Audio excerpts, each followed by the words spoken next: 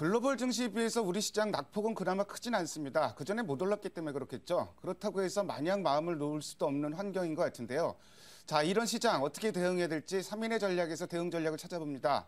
오늘 이 시간에는 머니투데이 방송의 이학령 전문위원과 IBK 투자증권의 김순영 연구원 두 분과 함께합니다. 안녕하세요. 안녕하세요. 안녕하세요. 시장 중심이 되는 키워드를 알아봅니다. 5위부터 3위까지의 키워드를 화면을 통해서 확인해 보도록 하겠습니다. 오늘의 5위 키워드는 삼부토건 주가 급등입니다. 삼부토건 주가가 가격 제한폭까지 상승했습니다. 업계에 따르면 르네상스 호텔을 매각하는 조건으로 채권단으로부터 400억 원의 자금을 지원받을 것으로 알려지고 있습니다. 4위 키워드는 한화생명 주가 급락입니다.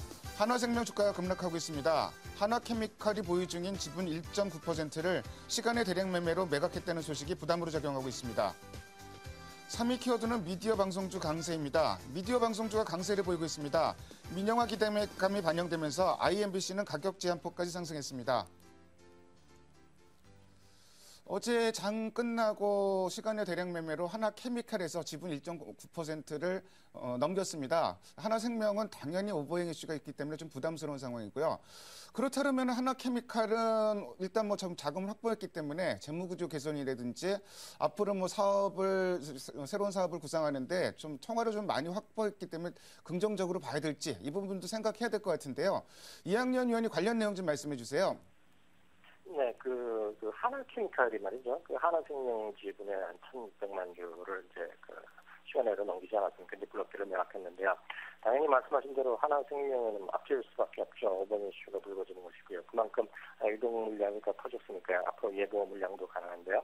이런 것들이 여전히 불안감으로 나올 거기 때문에 기본적으로 앞질 수밖에 없습니다. 더 이상 설명할 필요조차 없어 보이고요.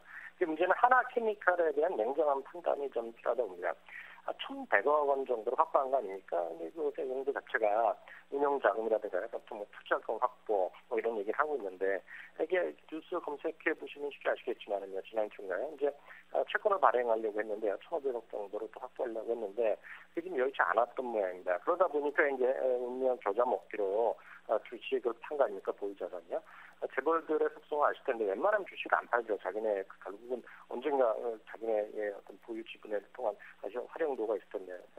그만큼 지분의 입장에서 이렇게 넉넉지 않다는 것을 여실히 보여준다라고 말씀드릴 수 있습니다. 따라서 그것 때문에 하나케미칼이 1,100억 정도 확보해서 물론 그 전에 없었던 것보다는 1,100억이 생긴 건 좋지만은요.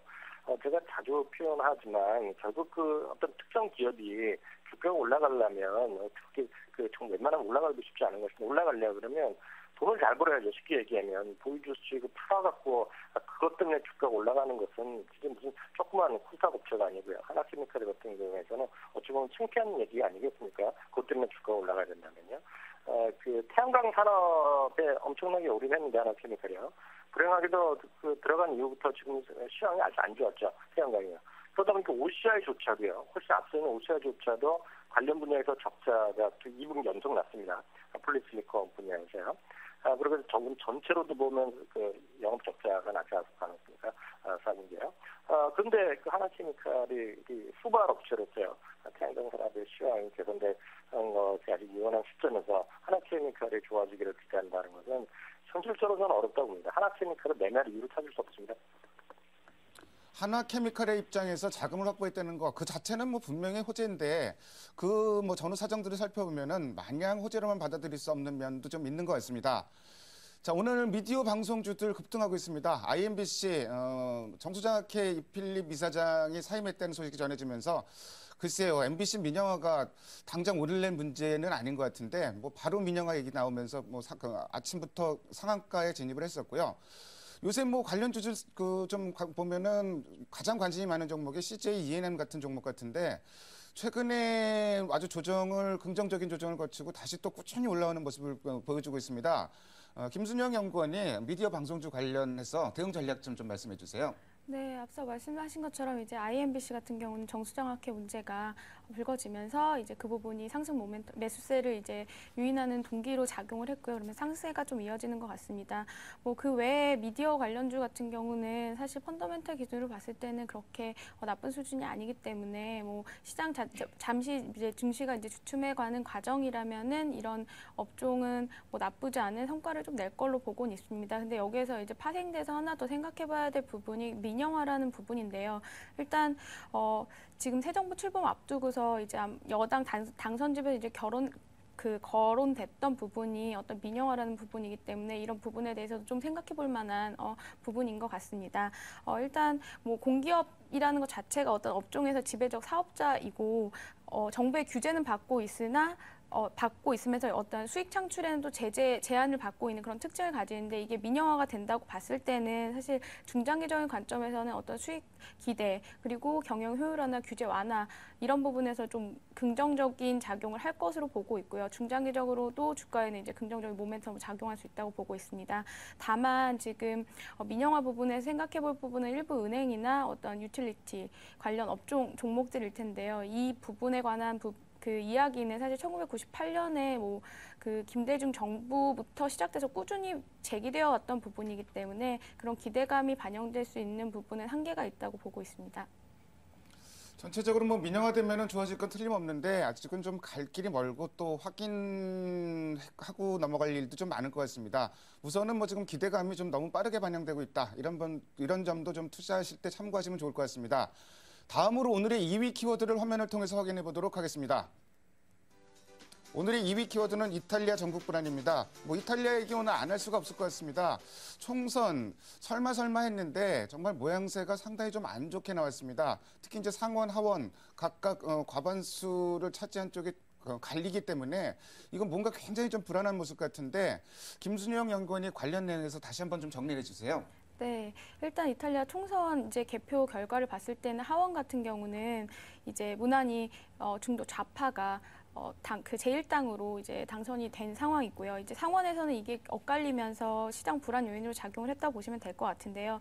일단 지금 상황으로 봤을 때는 상원에서 이제 과반 득표가 실패함에 따라서 아무래도 재투표 가능성이 더 높아진 상황이다. 그러면 여기에서 이제 증시의 반응은 어땠느냐를 봐야 될 텐데 오늘 국내 증시, 뭐 전일 뉴욕 증시 같은 경우는 1% 넘게 빠지면서 급락하는 양상을 나타내는데 한국 증시 같은 경우는 좀 견조하게 버텼다고 보시면 될 것 같습니다. 이에 대한 해석은 아무래도 이제 글로벌 금융시장에 있어서 다양한 이제 이슈가 있는 가운데 이탈리아 문제가 하나의 화두가 되긴 했지만 우리나라가 그동안 디커플링 됐다는 점에서는 아무래도 그 하락폭이 크지 않았다. 그리고 2월 말에 지금 시퀘스터 남아 있는 상황이기 때문에 이런 점들은 이제 조금 더 약간 묻힐 수 있는 소재다라고 보고 있습니다. 다만 이제 시장 같은 경우는 전반적으로 금융 지표도 그 과거 이제 그리스 때와 비교해 봤을 때 그리스 때는 이제 그리스 증시 같은 경우 27% 정도 하락을 했고요. 코스피 같은 경우는 9% 정도 하락했는데 국내 증시에서의 영향력이 이제 그 정도 수준은 아니라고 보고 있고 잠시 말씀하셨지만 CDS 프리미엄이나 국채금리 같은 경우도 그 작년 5월 수준에 비해서는 지금 낮은 수준이다. 그래서 사실 유로존의 이제 문제는 어느 정도는 그 방어막이 좀 쳐져 있다라고 보고 있고 그 이유는 아무래도 ECB에서 이제 OMT를 준비하고 있는 이런 과정들에서 어느 정도 유로존 리스크에서는 한 발 물러서 있다고 좀 볼 수가 있겠습니다. 이게 중장기적으로는 사실 다시 한번 이게 재총선을 하게 되면 시장의 그 정치적인 불확실성 요인으로 다시 재개될 가능성은 높지만 전반적으로 국채 이제 만기도 돌아오는 부분에 있어서도 이제 우려가 되는데 이탈리아 같은 경우는 상대적으로 스페인에 비해서 이제 국채 만기 도래분도 더 크지 않은 상황이기 때문에 아무래도 시장에 미치는 영향은 단기적으로 크지 않을 걸로 보고 있고 오히려 이제 시퀘스터나 이런 부분에 조금 더 집중할 개연성이 높다. 다만 시장에 있어서는 전반적으로 하락 요인임은 분명하기 때문에 아무래도 오늘도 좀 조정세가 나타나고 있는 것이고요. 이제 월 말까지는 좀 지켜봐야 하는 국면인 것 같습니다. 우리 시장 선전하고 있는 요인 중에 하나로 꼽고 있는 게 엔화의 강세를 꼽고 있습니다. 유로존 쪽이 좀 어지러워지니까 엔화가 강세를 보이면서 상대적으로 원하는 약세를 보이고 있고 그동안 우리 시장에 참 엔화 약세가 참 굉장한 부담 요인으로 작용했었는데 뭐 너무 긍정적으로 보는 시각인지도 몰라도 이런 부분들은 그래도 좀 긍정적이지 않느냐 이런 얘기들도 좀 나오고 있는데요. 이학년 위원은 어떻게 보세요? 네, 그 말씀대로 추세적으로 말이죠. 정말 이번에 어저께랑 오늘 새벽에 민주욕 시장에서 유럽 시장에서 엔화의 움직임을 보면 정말 드라마틱하게 움직인 거 아닙니까? 이게 94엔, 94.8엔까지 정확히 뉴욕 시장에서 갔었는데요. 갔던 엔화 약세가 급작스럽게 91.6엔 정도까지 떨어지고요. 지금 현재 92엔 초반대에서 움직이고 있는데 그만큼 시장에서 여전히 엔화라든가 그리고 국채 시장에서의 주식 시장이 급등락을 보이는 것 자체로서 지금 시장이 어떤 한쪽의 방향을 틀었다고 얘기하기는 너무 서두른 감을 지울 수가 없습니다. 말씀하신 대로 정말 추세적으로 엔화가 강세로 접어든다 그러면 분명히 우리 시장에 긍정적 요인이 크겠죠.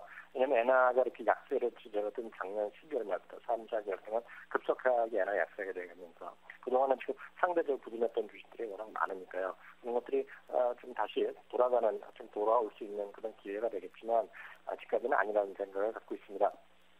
특히 이제 만약 그렇다 그러면 자동차 등 같은 특히 엔화 약세에 따라서 상대적으로 부진한 의견을 많이 받았던 그런 기업들을 보면 장기적으로 반대 모멘텀이 있겠지만은요 여전히 이런 것은 단기적인 시각에 불과하고 여전히 엔화의 움직임은 상당히 좀 불안하고요.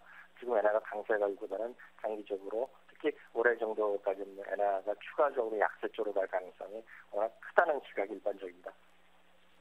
글쎄 이게 추세적으로 계속 진행되느냐 이거는 누구도 장담을 못할 것 같은데요. 어쨌든 엔화의 약세가 진정된다 그러면은 단기적으로 볼 수도 있겠지만 그 부분이 어떤 우리 시장에 있어서는 좀 방어막으로도 작용할 수 있다. 이런 시각도 충분히 가능할 것 같습니다. 다음으로 오늘의 1위 키워드를 화면을 통해서 확인해 보도록 하겠습니다. 오늘의 1위 키워드는 장중 2000포인트 선 붕괴입니다. 유로존 문제, 글쎄 올해 들어서 아마 시장에 이렇게 좀 부담으로 작용했던 적은 없는 것 같은데 일단 좀 부담으로 작용을 했고 또 한 가지 이제 2월 말까지 미국의 시퀘스터 문제가 남아 있습니다. 이 문제도 어쨌든 잠재된 악재일 것 같은데 시장에 좀 부정적인 영향을 미치지 않을지 이런 부분을 이학년 위원이 좀 정리해 주시고요. 대응 전략도 말씀해 주세요. 네, 시퀘스터가 이제 정말 발생되는 것이 3, 4일 앞으로 다가왔는데요. 그렇기 때문에 불안감은 거둘 수밖에 없고요. 특히 오늘 유럽 시장 문제, 그러게 환율 시장 그리고 주식시장에서 변동폭이 커졌기 때문에 그런 시퀘스터의 불안감이 한꺼번에 또 가중된 하루였다라고 이해하시면 좋을 것 같습니다. 시퀘스터에 들어가는 것에 대해서는 지금 삽바 싸움이다라고 저는 이해하고 있습니다. 오바마 대통령을 비롯한 이제 백악관 측 그리고 민주당 층에서는 계속 공화당을 압박하고 있는데요. 지금 현재 표면적으로 드러나는 것은 공화당에서 전혀 협상할 의지를 보여주지 않고 있고요. 2021년까지 1조 3천억 달러에 이르는 자동 삭감을 그냥 가자라는 주장을 하고 있습니다. 그에 반면에서 오바마 대통령은 지금 시간을 벌고요. 각종 세금 정책이라든가 재무 정책을 같이 좀 다루자라는 입장을 갖고 있습니다. 그런 관점에서 전국 주지사들은 이제 모아서 백악관에 모여서 회담을 통해서요. 시퀘스터가 정말 발동될 경우에 연방정부에서 지원하는 교육비 그리고 공공보조금 등의 자금이 줄어들고요. 아시다시피 이제 미국이 약간 특이한 우리나라는 완전히 틀리죠. 연방을 갖고 있기 때문에. 그래서 실제로 보면 군대도 국방비도 각 주정부에서 또 하는 경우가 많이 있습니다. 대부분이요. 그렇기 때문에 주정부 국방비 이런 것도 지원해 줘야 되는데 그런 것들이 다 자동으로 삭감되면 이제 큰일 날 것이다라는 약간 이제 협박을 하는 거죠. 그러면서 이제 주지사들을 통해서 각 주에 있는 상원이라든가 하원 의원들한테 압박을 해달라고 압력을 행사해달라고 하는데 이게 잘 될지 모르겠습니다. 다만 이제 정말 시퀘스터에 들어가더라도요. 엄청 갑자기 큰 일이 일어나는 것은 아니죠. 앞서 말씀드렸다시피 2021년까지 1조 3천억 달러를 얘기하는 것이고요. 올해는 실제로 보면 일침부에서는 800억 달러 얘기하는데요. 또 지금 냉정하게 보면 400억 달러 정도이기 때문에 그렇게 큰 우려감 또 사실상 없을 것이다. 그러면서 시간이 결국 해결해줄 것이라는 시간이 많이 있습니다. 다만 이런 물리적 상황은 계속 되겠죠. 다만 이런 저런 요인이 합쳐지면서 당분간 조정 국면에 대한 시각 압박이 분명히 있을 것이고요. 제 생각 같아서는 시퀘스터가 문제가 아니라 결국은 유럽의 문제가 새롭게 다시 약간 표면 위로 올라오면서 엔달러라든가 유로 달러 그리고 엔 유로의 변동성이 커지고 있는 것 자체가 오히려 더 문제라는 생각 갖고 있습니다. 말씀드렸던 대로 이런 변동성이 좀 줄어들어야지 시장도 안정감을 찾을 것 같고요. 특히 이제 우리 시장에서 보면 엔화가 우리 앞서도 논의가 됐지만 엔화가 좀 반등세, 즉 엔화 엔화의 가치가 다시 강한 쪽으로 좀 일부라도 순간적으로도 올 수 있는지 그리고 어느 정도 이어질 수 있을지가 우리 시장에서 단기 관건이라 보고 있습니다. 여전히 지수는 1970선 정도는 충분하다는 생각 갖고 있고요. 오히려 지금 편하다 보고 있습니다. 외국인의 시황 종목이 그냥 쫓아갈 수밖에 없다라는 생각 갖고 있습니다. 우리 시장 글쎄 지금 오늘 그 코스피가 2,000선을 회복했다 다시 밀렸다 계속 지금 반복되고 있는 흐름인데요. 2,000포인트 선이 심리적으로는 굉장한 지지선인데 기술적으로는 절대적인 의미를 부여하기는 좀 어려운 지수인 것 같습니다. 김순영 연구원은 지지선 한 어느 정도 보는지를 말씀해 주시고요. 그리고 코스닥 오늘도 좀 견고한데 앞으로도 좀 이어질지 이 부분도 좀 말씀해 주세요.